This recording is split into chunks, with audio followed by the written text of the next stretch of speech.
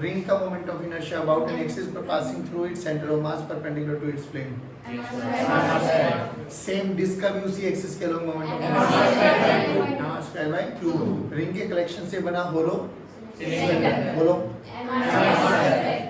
Disc के collection से बना solid cylinder mr square by hollow sphere 2 by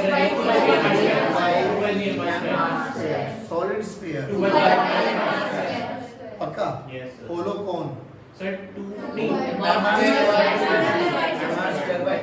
solid कौन 3 by 10 mr पक्का। रोड का इसके लो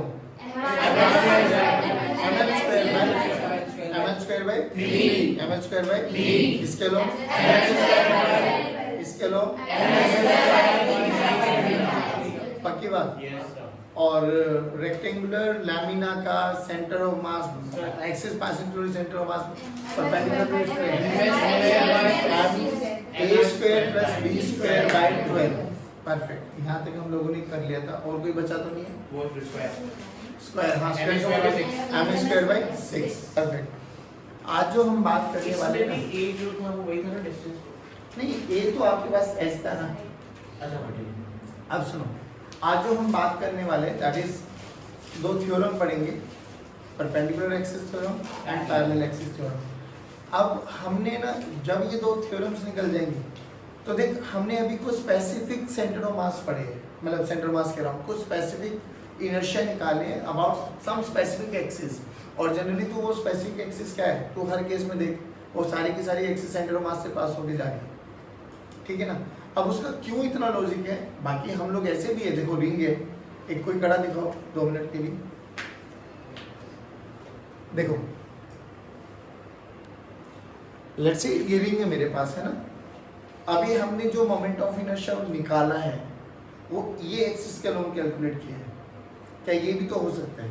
हाँ ये भी तो हो सकता है, बिल्कुल हो सकता है। ऐसे भी तो हो सकता है, ये वाली एक्सिस। तो यानी एक ही बॉडी पर बहुत सारी एक्सिस हो सकती है और हमें सबके अलोंग मोमेंट ऑफ इनर्शिया निकालना आना चाहिए। बट अभी हमने कुछ स्पेसिफिक चीजें सीखी है ना। अब जो थ्योरम्स हम पढ़ रहे हैं ना उनसे वो बहुत इजी बहुत कन्वीनियंटली निकाल पाएंगे हम लोग, लेकिन समझने की कोशिश करना। थ्योरम्स बहुत इंपॉर्टेंट है। देखो सबसे पहले हमारे पास परपेंडिकुलर एक्सिस थ्योरम क्या है बेटा? सारे बोलो परपेंडिकुलर एक्सिस थ्योरम।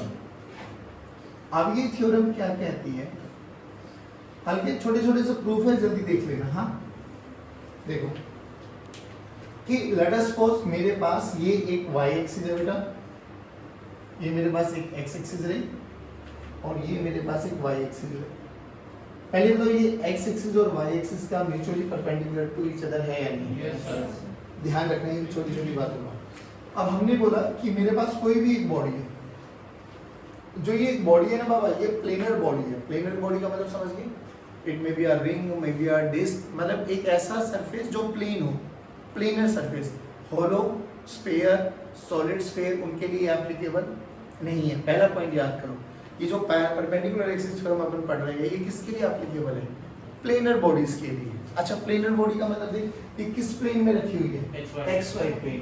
तो this body is lies in सभी बच्चे body is in XY plane. पहली बात तो ये हमें समझ में आ गई। चलिए अच्छा इस बॉडी का सेंटर हमें मोमेंट ऑफ इनर्शिया निकालना है। मोमेंट ऑफ इनर्शिया किसके अलोंग निकालना है? Let's check it out. एक सेकंड रुको, एक सेकंड। हमने क्या किया, इस बॉडी का मोमेंट ऑफ इनर्शिया हम पूरी का तो नहीं निकाल सकते, हमें तो पॉइंट मासेस के बारे में बात करनी है। तो पॉइंट मासेस के लिए हमने क्या मान लिया कि लेट्स से ये छोटा सा एक डीएम मास चूज कर लो, ठीक है? डीएम मास चूज कर लिया हम लोगों ने। अब ये बताओ अगर मैं इस वाले पॉइंट को ओरिजिन मान लूं 0,0, क्या जो ये डीएम मास है इसके कुछ कोऑर्डिनेट्स होंगे? हाँ x, y। भाई कुछ ना कुछ x में भी डिस्टेंस होगा, कुछ ना कुछ y में भी होगा। लेट अस सपोज इसके कोऑर्डिनेट्स मान लिए मैंने x, y। अब ये x कौन सा डिस्टेंस है? ये वाला है ना। ये वाला कौन सा डिस्टेंस है? y। और ये वाला कौन सा डिस्टेंस है? पक्का। अब आराम से सोच, अगर मुझसे कोई पूछे what is the moment of inertia of this DM mass along x axis, answer बोलो। dm y स्क्वायर, भाई मोमेंट ऑफ इनर्शिया का फॉर्मूला बोलो ना बाबा, m into r का स्क्वायर, सिंपल सा फॉर्मूला है। मैंने पूछा what is the moment of inertia of dm mass about x axis, तो x के लिए देखो परपेंडिकुलर डिस्टेंस क्या है, y, तो moment of inertia of dm mass along x axis ix कितना बना बच्चों, dm into y का स्क्वायर इंटीग्रेशन, ये एग्री करते हो नहीं करते हो? सिमिलरली कोई मेरे से पूछे what is the moment of inertia of dm mass about y axis, integration dm, सब बच्चे रिप्लाई करो ना, dm into x का स्क्वायर, तो similarly moment of inertia iy का क्या बना बाबा, dm into x का स्क्वायर। यहाँ तक कोई दिक्कत? No sir. चलिए ये तो वो एक्सिस आ गई जो आपस में परपेंडिकुलर है, ठीक है। अब मेरे से बोला गया ऐसे समझ के चल, ये मेरे पास x एक्सिस रही, ये मेरे पास y एक्सिस रही, इसके अलोंग देख लिया मैंने, इसके अलोंग देख लिया मैंने।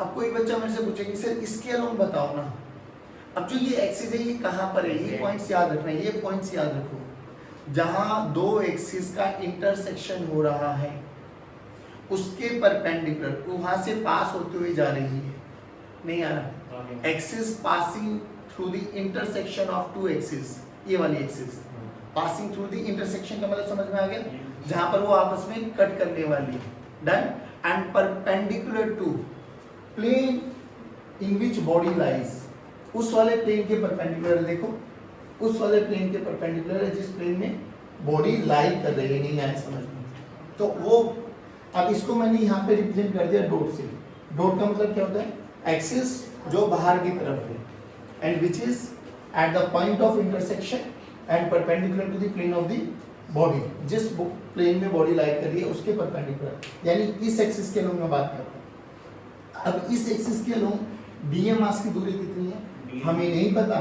तो डीएम मास की दूरी ये मान लेते हैं, let's see this is R, मालूम भाई? Yes sir. अब ये बताओ ये डीएम से ये वाली, ये इस वाली एक्सिस से जेड एक्सिस से क्या ये वाला परपेंडिकुलर डिस्टेंस है, ब्लू वाला, पक्का?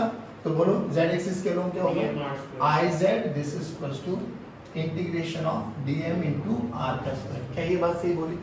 पक्की बात। अब बच्चों ने बोला कि सर हम आर को एक्स और वाई की टर्म्स में निकाल सकते हैं, मैंने बोला निकाल के दिखाओ। चलो बच्चों ने क्या बोला, देखो सर ये आर है ना, तो आर को बोलो पाइथागोरस थ्योरम लगा के, आर का स्क्वायर क्या हो जाएगा बेटा, एक्स का स्क्वायर प्लस, सभी बच्चे बोलेंगे एक्स का स्क्वायर प्लस, पक्की बात है ना, परफेक्ट। तो बच्चों ने बोला सर देखो आई जेड क्या हो गया, integration DM x square plus, अब यहां से थोड़ा सा लॉजिक लगाया बच्चों ने, सर देखो ये तो ऐसा कुछ बना,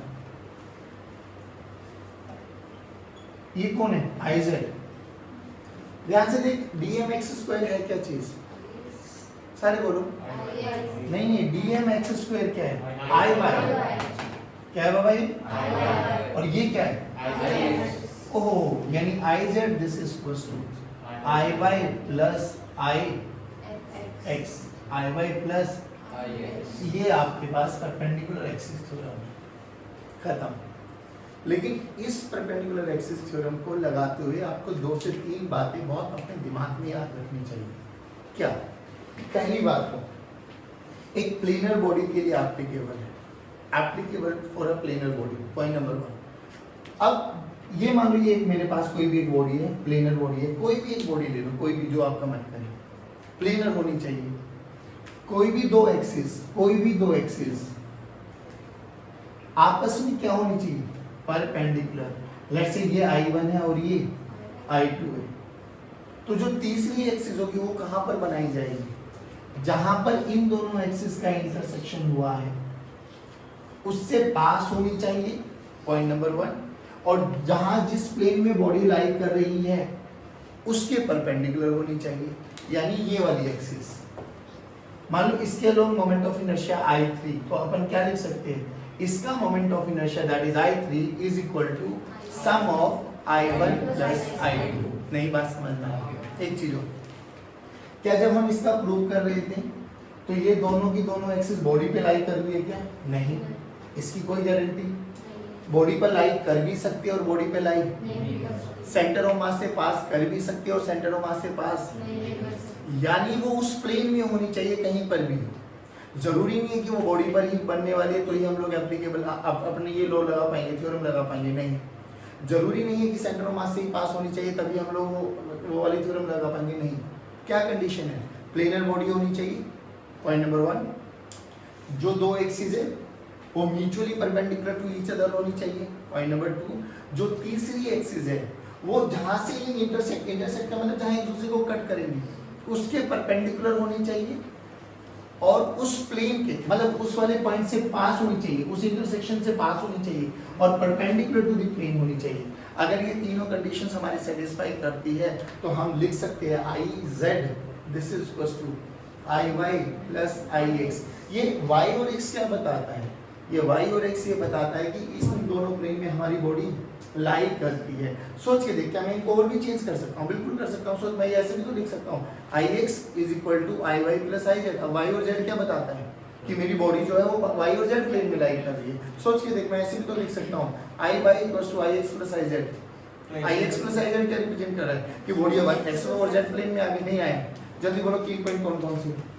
प्लेनर शीट के लिए आपके प्लेनर बॉडीज के लिए एप्लीकेबल है, पॉइंट नंबर 1। दूसरी बात, दोनों एक्सिस एक दूसरे के परपेंडिकुलर होनी चाहिए। तीसरी एक्सिस इनके इंटरसेक्शन से पास होनी चाहिए और परपेंडिकुलर टू दी प्लेन होनी चाहिए। बात समझ में आई? ये दोनों की दोनों एक्सिस बॉडी से भी पास हो सकती है, आउटसाइड की बॉडी भी हो सकती है, सेंटर ऑफ मास से पास हो भी सकती है और सेंटर ऑफ मास से पास नहीं भी हो सकती है। बात समझ में आई? तो हम बोल सकते हैं कि जो भी हमारे पास एक्सिस है, लेट्स से वो I3 है, मान लीजिए वाली एक्सिस बाहर है और इसके अलावा मोमेंट ऑफ इनर्शिया I3 है, तो बोला गया कि जो एक्सिस का मोमेंट ऑफ इनर्शिया है which is passing through its intersection and perpendicular to its plane is equal to I1 plus I2। यानी I3 को मैं क्या लिख सकता हूँ? I1 plus I2। पहले ये बताओ, ये समझ में आया नहीं है? अब देखो इसकी ब्यूटीफुल एप्लीकेशन क्या है, बहुत सुंदर सी एप्लीकेशन। सुनो भाई, ये कौन है हमारे पास? अभी रिंग मान लेते हैं, ये एक रिंग है, ठीक। अब अगर कोई मेरे से पूछे रिंग के डायमीटर के अलोंग एक एक्सिस को पास करो, डायमीटर के along passing through centre of मास, हाँ डायमीटर के अलोंग ऐसे करना है, तो डायमीटर के अलोंग कहीं से भी पास करो, क्या ये रिंग को दो हिस्सों में तोड़ देगा? अरे बोलो भाई, पक्की बात। अब ध्यान से सुनिए, मैंने क्या बोला कि मुझे इसके अलोंग मोमेंट ऑफ इनर्शिया निकालना है। अब ये क्या एक्सिस है? ये axis which is passing through its diameter. अब डायमीटर है तो सेंटर ऑफ मास तो होगा जरूर इसमें। अरे आया ना, चलो ठीक है। एक एक्सिस ये भी बनाई, क्या ये भी डायमीटर एक्सिस है? खुद सोच के देख, जब इस ब्लैक वाली एक्सिस ने कट किया था तो क्या इसको सिमेट्री कट कर रही है? जितना ऊपर उतना। जो ब्लू वाली लाइन भी कट करेगी, क्या ये भी सिमेट्री कट करेगी? यानी मैं कह सकता हूँ देख, डायमीटर कैसे भी करूँ, ऐसे करूँ, ऐसे करूँ, ऐसे करूँ, ऐसे करूँ, कैसे भी करूँ, अगर इसके अलोंग मोमेंट ऑफ इनर्शिया आएगा तो इसके अलोंग भी मोमेंट ऑफ इनर्शिया आई होगा, पक्की बात है। नहीं आया? ये आई और आई कैसे पता लगा? सिमेट्री से। कैसे पता लगा? नहीं आया समझ में? अब देख दोबारा से, यहाँ पर अगर मुझे पैरेलल एक्सिस थ्योरम लगानी है तो ये एक्सिस और ये एक्सिस क्या परपेंडिकुलर है? बोलो भाई। ओके, जहां ये परपेंडिकुलर है, ये कौन सा पॉइंट है? सेंटर ऑफ मास। अभी ये सेंटर ऑफ मास है, क्या इसके परपेंडिकुलर ए वाले इस वाली एक्सिस के लोग आपको मोमेंट ऑफ इनर्शिया आता है निकालना? बोलो क्या होता है? mr²। क्या आता है? अभी रिंग है भाई, रिंग का moment of inertia about an axis passing through centre of मास कितना होता है? तो यहाँ पे I3 की वैल्यू कितनी होगी? mr²। I1 की वैल्यू I2 की वैल्यू तो I plus I plus I is equal to mr²। I plus I is equal to mr²। खत्म। तो ये बना आपके पास I1, ये बना आपके पास I2 और जो ये एक्सिस है इसके अलोंग हमें मोमेंट ऑफ इनर्शिया पता है कितना होता है बेटा? तो लिखो I3 this is equal to I1 plus, जल्दी बोलो I3 कितना है? mr² this is equal to I plus, तो 2I की वैल्यू किसके बराबर? mr²। तो I की वैल्यू बोलो बच्चों mr²/2 नहीं आया। लो, ये moment of inertia of ring आ गया about its diameter, about its नहीं आया समझ। सोच के देख, डिस्क के बारे में समझ। डिस्क देख, ये डिस्क मेरे पास, डिस्क का मोमेंट ऑफ इनर्शिया बताओ इसके अलोंग, इसके अलोंग mr²। पक्का है ना? इसको मैं नाम दे देता हूँ I3। तो I3 बोलो कितना है? mr²/2। ये हमें आता है बे, अभी फिर बोला गया इसके डायमीटर के लोग निकालो। हाँ तो डायमीटर, कोई भी डायमीटर तोड़, ये वाला कर या ये, बस तोड़ते हुए एक चीज का ध्यान रखना नहीं कि वो परपेंडिकुलर हो एक दूसरे, आज तो कहीं से भी हो बट वो परपेंडिकुलर होनी चाहिए। क्या ये परपेंडिकुलर है? क्या ये भी I1 है और ये, बट I1 और I2 मैं कह सकता हूँ सिमेट्री का यूज करके कि ये दोनों बराबर ही आएंगे। तो I1 plus I2 must be equal to I3। तो I1 प्लस I2 किसके बराबर है बेटा? I3। I1 की वैल्यू भी I plus I, this is equal to mr square by, तो यहाँ से I की वैल्यू क्या होगी? mr square bye 4। लो ये दो और एक्सिस आ गई आपके पास। रिंग में अगर डायमीटर के अलोंग देखे तो moment of inertia mr square by 2, सभी बोलो। डिस्क के डायमीटर के अलोंग देखो तो क्या परपेंडिकुलर एक्सिस थ्योरम लगा लिया है? दोबारा बोलो, वो 3 पॉइंट्स कौन से याद रखने हैं? प्लेनर बॉडी होनी चाहिए, दोनों एक्सिस आपस में परपेंडिकुलर होनी चाहिए, जो तीसरी एक्सिस होगी वो उनके इंटरसेक्शन से पास होनी चाहिए और परपेंडिकुलर टू प्लेन होनी चाहिए। अगर ये तीनों कंडीशन सेटिस्फाई करते तो मैं लिख सकता हूँ I3 must be equal to I1 plus बहुत यूज है, बहुत यूज आने वाला है इसका, परेशान होने की कभी कोई आवश्यकता नहीं। बोलो समझ में आए हैं? पक्की बात। एक चीज और बता दूं, अभी तुमने देखो एक रिजल्ट और पढ़ा था आप लोगों ने, मुझे ये बताओ ये क्या है? सभी बच्चे बोलो, सभी बच्चे बोलो। हाँ ये एक स्क्वायर है। अब मुझे इतना बताओ स्क्वायर की इसके अलोंग मुझे मोमेंट ऑफ इनर्शिया आता है क्या निकालना? जल्दी बोलो। अरे आंसर बोलो कितना? m स्क्वायर बाय m से बोला गया मोमेंट ऑफ इनर्शिया निकालो अबाउट इट्स डायगोनल। ठीक है, ये मुझे मोमेंट ऑफ इनर्शिया निकालना है अबाउट इट्स डायगोनल।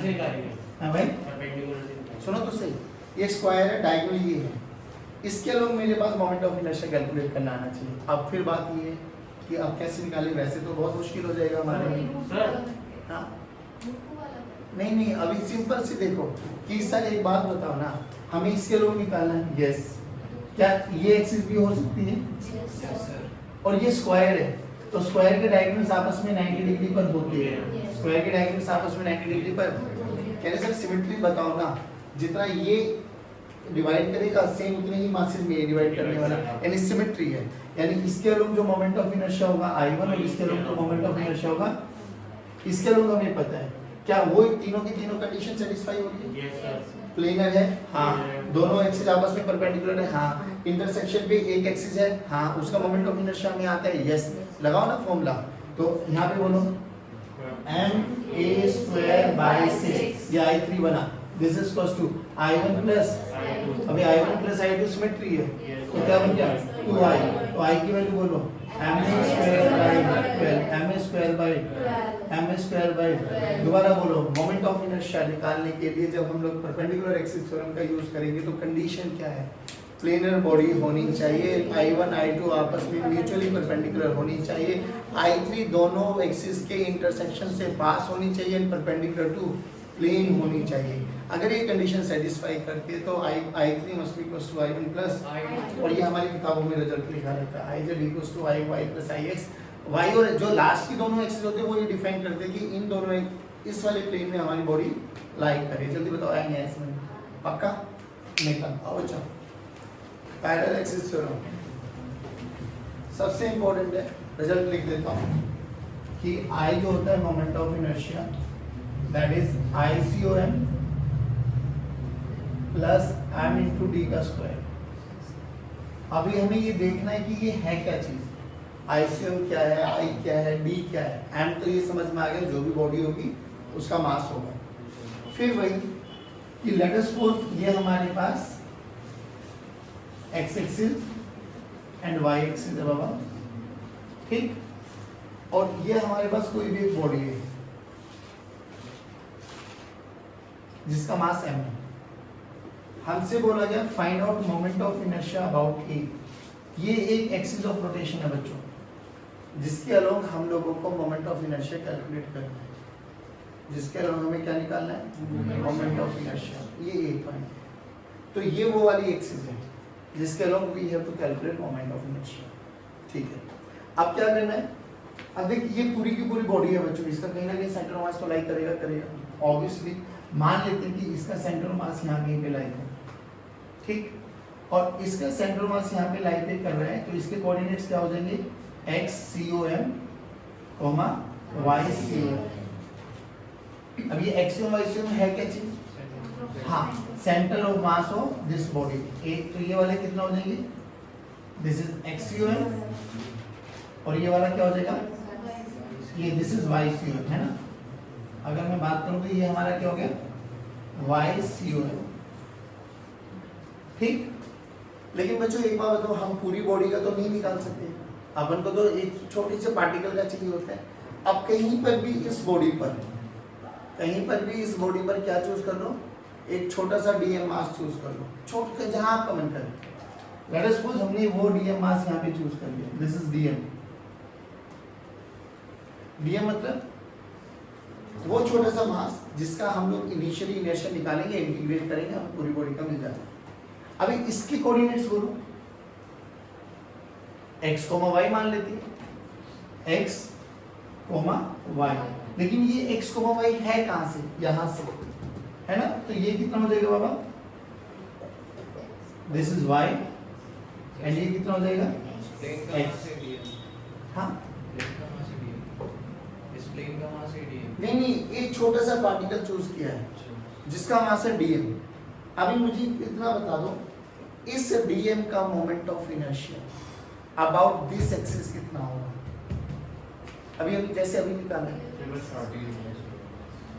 हमने एक बॉडी मानी है, ये x एक्सिस है, ये y एक्सिस है, इस पूरी बॉडी का मास है m हमारे पास, हाँ।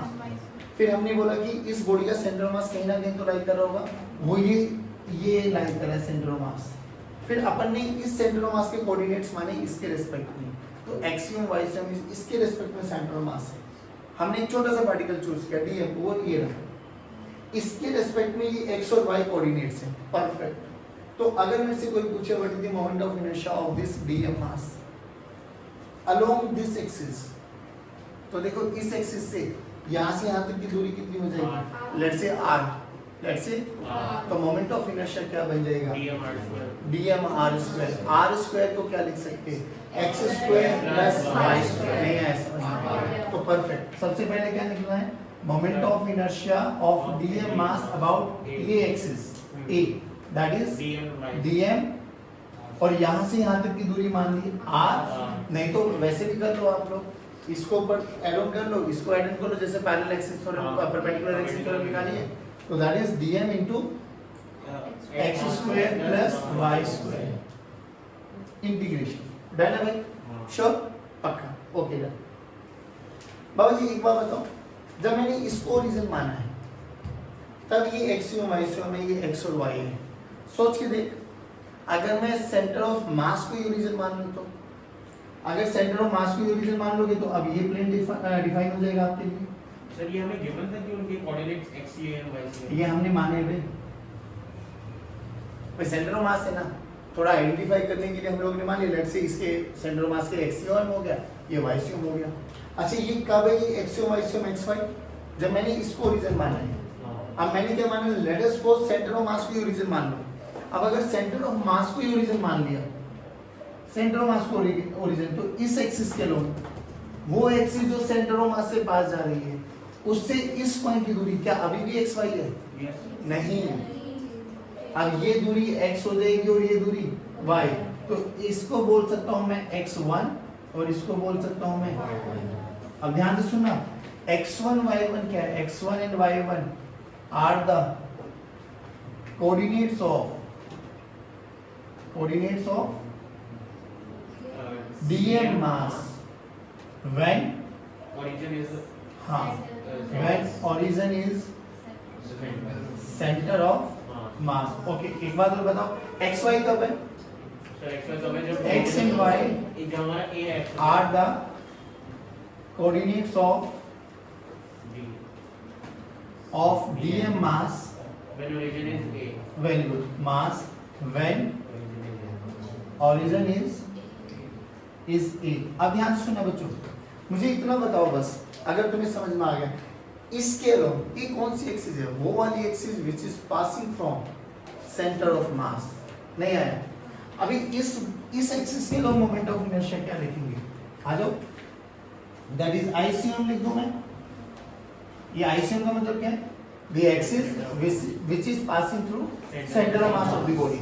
बोलो, यहां से यहां तक की दूरी मान लो r1 डैश, तो r1 डैश को मैं क्या लिख सकता हूं? x1 का स्क्वायर प्लस, बोलो dm is equal to x1 का स्क्वायर प्लस y1 का स्क्वायर। डन है बाबू? यहाँ तक बताओ किसी बच्चे को कोई परेशानी? लेकिन पॉइंट टू बी नोटेड जो मैं समझाने की कोशिश कर रहा हूँ, देखो ये एक्सिस ऑफ रोटेशन है पहले वाला। अब एक एक्सिस ऑफ रोटेशन ये है। क्या these two axes of rotation are parallel to each other? Yes, sir. और इन दोनों में भी एक एक्सिस वो है जो सेंटर ऑफ मास से पास हो रही है।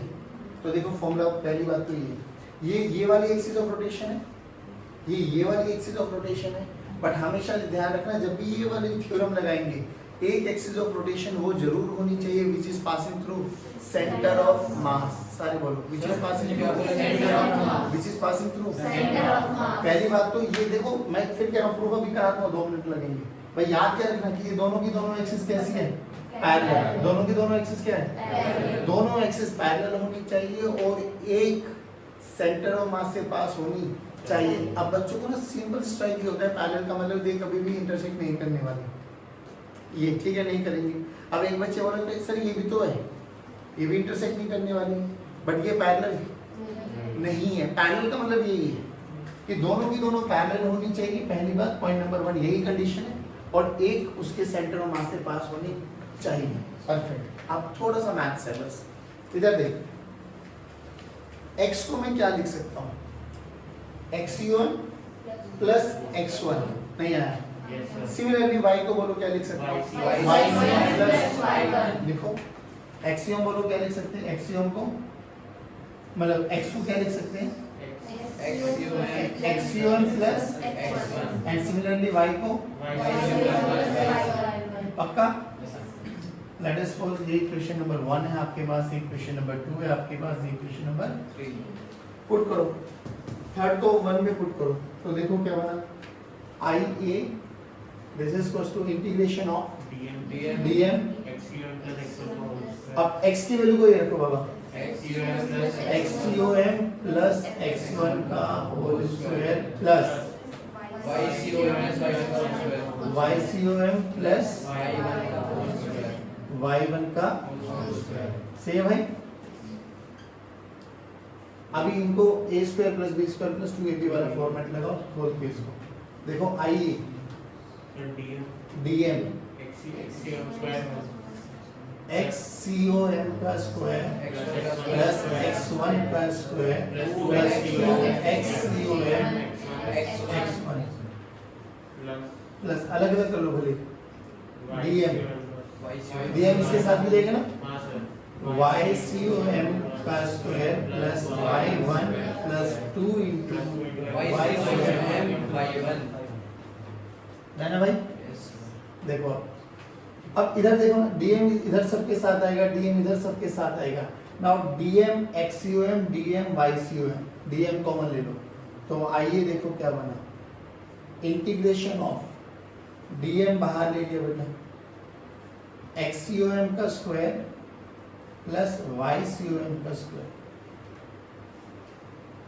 ठीक है, प्लस प्लस यहाँ से dm x1 एक साथ आएगा और यहाँ से dm y1 का स्क्वायर, तो एक और बन जाएगी तो हमारे पास dm x1 का स्क्वायर प्लस y1 का स्क्वायर प्लस यहाँ से dm 2 xcom x1 आएगा, तो लगाओ 2 into xcom into x1 into dm, सही बोला, plus 2 into ycom y1 into dm। ध्यान रखना इन चीजों का, ध्यान से देखो, ये टर्म हम ऑलरेडी प्रूव कर चुके हैं।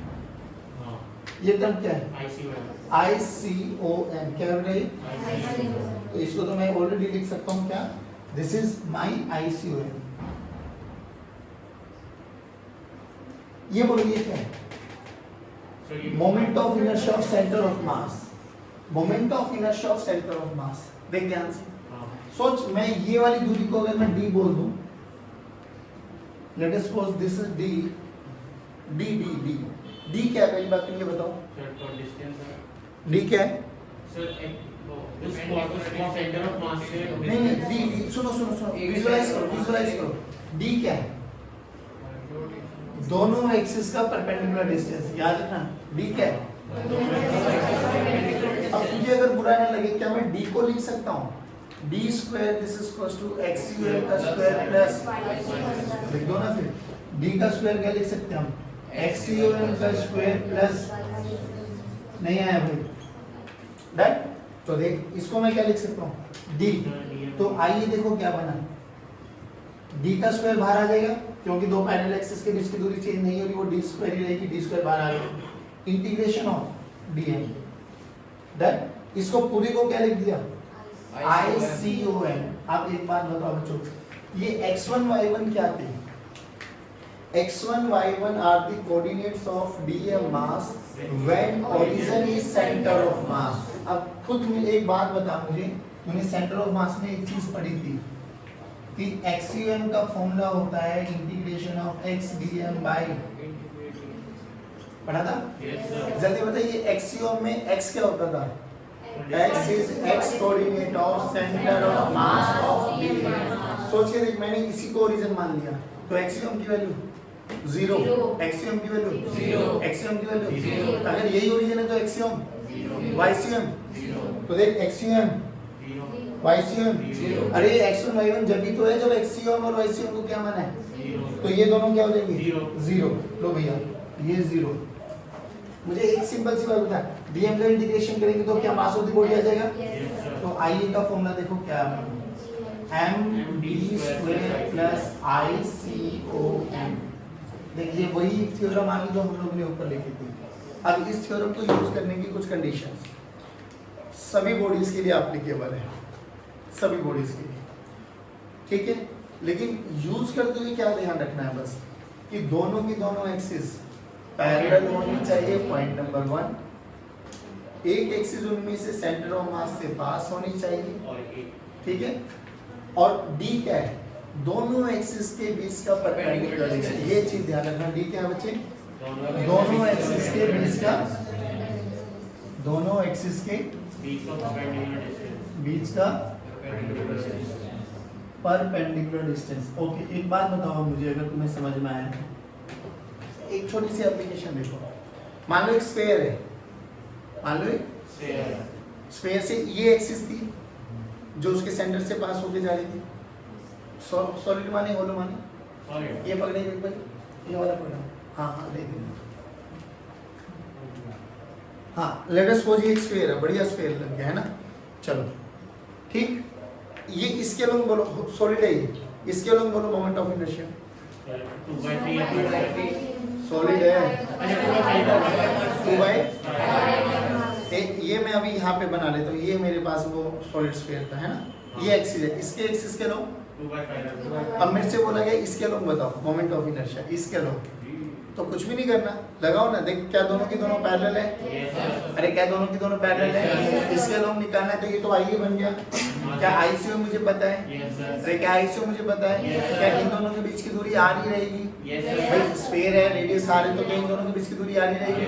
क्या स्फीयर का मास m है, तो मोमेंट ऑफ इनर्शिया इस एक्सिस के लोग बोलो 2/5 mr²,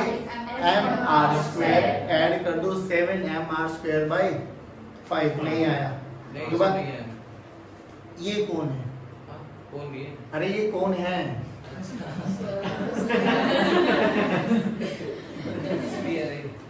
कैसा है? सॉलिड। ये कौन सी एक्सिस है? वाई है। ये कौन सी एक्सिस है? जो उसके सेंटर ऑफ मास से पास हो रही है, इसके लोग मोमेंट ऑफ इनर्शिया, 2/5 mr²। ठीक। हमसे बोला गया इस एक्सिस के लोग मोमेंट ऑफ इनर्शिया निकालो। क्या ये दोनों एक्सिस पैरेलल है? क्या इन दोनों में से ये एक्सिस सेंटर ऑफ मास से पास करके जा रही है? क्या इसका मोमेंट ऑफ इनर्शिया में आता है? तो लगाओ ना application, ICM 2/5 mr² plus total mass और इन दोनों एक्सिस के बीच की दूरी r, तो mr² ऐड कर दो। सोच यही होलो हेमिस्फीयर होगा तो सारे बोलो, सारे बोलो 2/3 प्लस mr²। भाई एक बार रिंग दिखा अपनी, जल्दी जल्दी देखो अभी ये बताओ, ये हमारे पास रिंग है, क्या इसका मोमेंट ऑफ इनर्शिया में आता है? Yes, sir. सभी बच्चे बोलो। Yes, sir. कितना वे? MR mr²। इसके अलावा MR² mr² बाई इसके अलावा परफेक्ट। अब हमसे बोला गया एक एक्सिस, ये एक्सिस है, ये एक्सिस है, this is axis of rotation, इसके अलावा मोमेंट ऑफ इनर्शिया निकालो। अभी हमें ये तो समझ में आ गया भाई, ये तो नहीं है ना, तो हमें अभी इसके लोग अच्छा अब ये देखो, क्या इसके पैरेलल हम कोई लाइन ड्रॉ कर सकते हैं? Yes, sir. ये बोलो, इसके लोग पता है Yes, sir. क्या पैरेलल एक्सिस थ्योरम लगा सकते हैं? Yes, sir. और इसके लोग नहीं sorry mr²,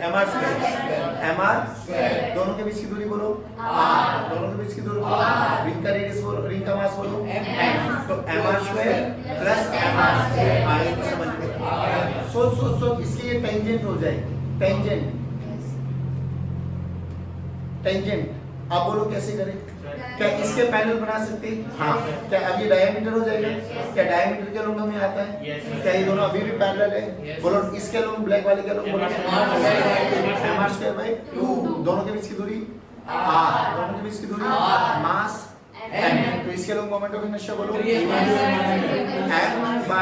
m/2r² plus mr²। नहीं आया? क्या ऐसे ही रिंग की जगह डिस्क ले लो तो भी कर लोगे? मतलब कोई दिक्कत नहीं है। जल्दी बोलो। दो थ्योरम्स पढ़ी है हम लोगों ने, एक परपेंडिकुलर एक्सिस थ्योरम पढ़ी और एक परपेंडिकुलर थ्योरम, मतलब परपेंडिकुलर एक्सिस थ्योरम लगाते हुए 3 पॉइंट्स का ध्यान रखना। प्लेनर बॉडीज के दोनों एक्सिस परपेंडिकुलर होनी चाहिए। पॉइंट नंबर 2, जिस परपेंडिकुलर के इंटरसेक्शन से तीसरी एक्सिस पास होनी चाहिए which is perpendicular to its plane. अगर ऐसी है, तीनों कंडीशन सेटिस्फाई करती है, क्या ये जो इंटरसेक्शन वाली एक्सिस है, क्या ये सेंटर मास से पास होनी जरूरी है? नहीं। बॉडी में होनी जरूरी है? नहीं। कहीं पर भी हो, अरे हाँ ना बोलो।